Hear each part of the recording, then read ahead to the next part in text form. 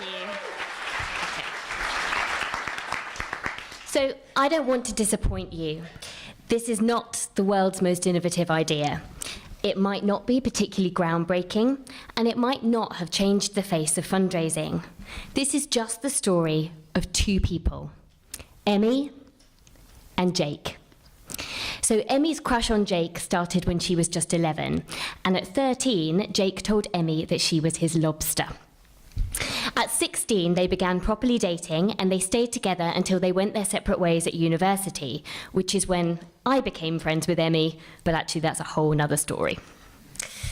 10 years later, a few messages turned into a FaceTime, and the next thing they knew, they were back together with the life they had always dreamed of finally coming true. But then Emmy was diagnosed with stage 4 medullary thyroid cancer with a 20% chance of living 5 years.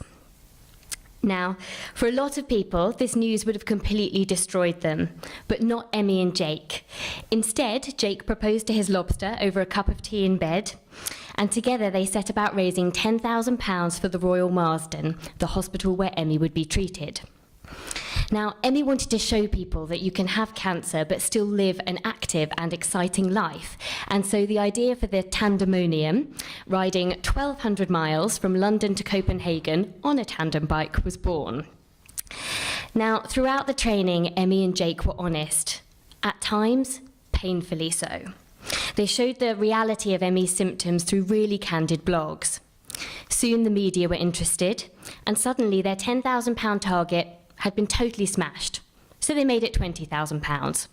And then they made it £50,000. And the next thing they knew, a few months later, they had raised nearly £100,000 and had won Just Giving's Fundraising Team of the Year award. Now, I know what you're thinking.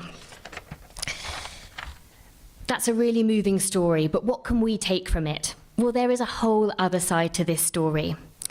The Royal Marsden fundraising team met Emmy and Jake on a Wednesday. It was just after Emmy's weekly treatment, and the couple popped in to say they wanted to raise a bit of money for the hospital.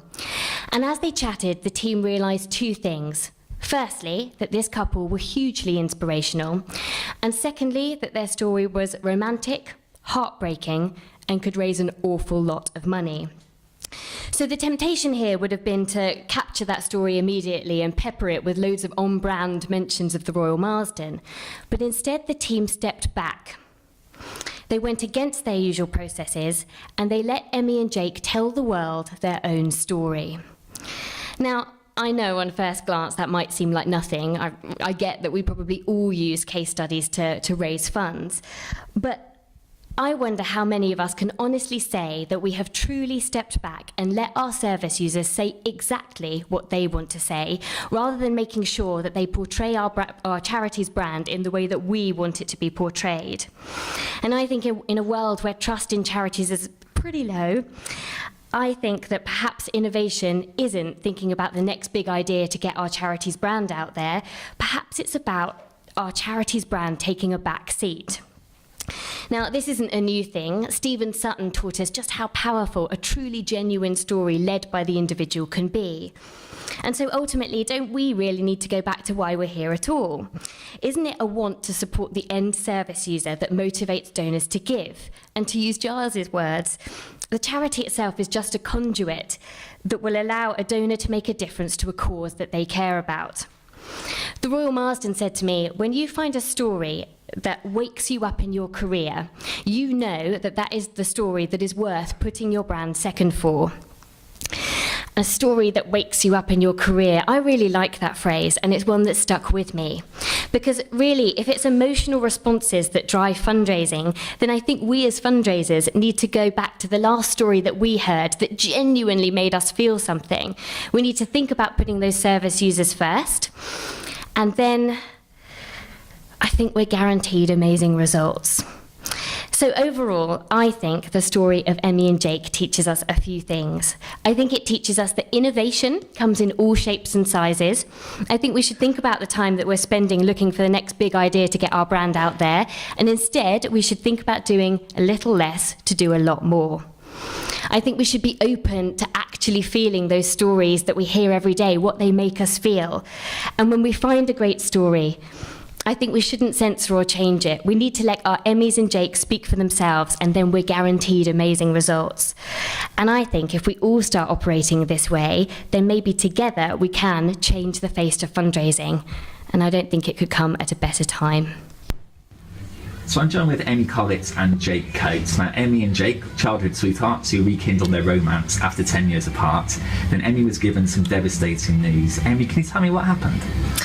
Yeah, I'd had really bad symptoms for about 2 years, and they were deteriorating.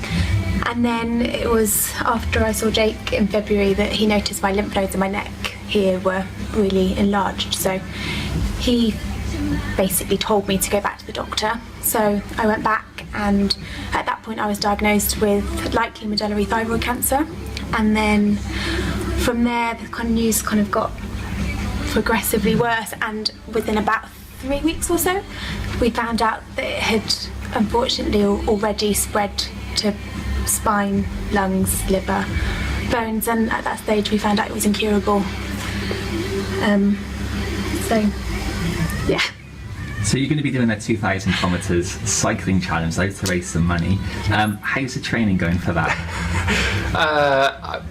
What training? I think it's probably the right question. And we bought our bike finally, our tandem, which we nicknamed Tara. We bought her about a week ago, and we've been out for 3 training cycles. We've done a 15 miler and up to about 30 miles. And I tell you, Em's managed so well. She's, despite all of this and being exhausted, she's pretty powerful. Some good genes. It's really good because on the back, your legs can just go, and Jake can't tell if I'm pedaling or not. I might be taking the brunt of it. I don't know. But the route's really flat, so I think. Yeah, and we've still got 3 weeks to go. So. And it's not a race, so we'll take it each day as it comes, I guess. Yeah. Thank you.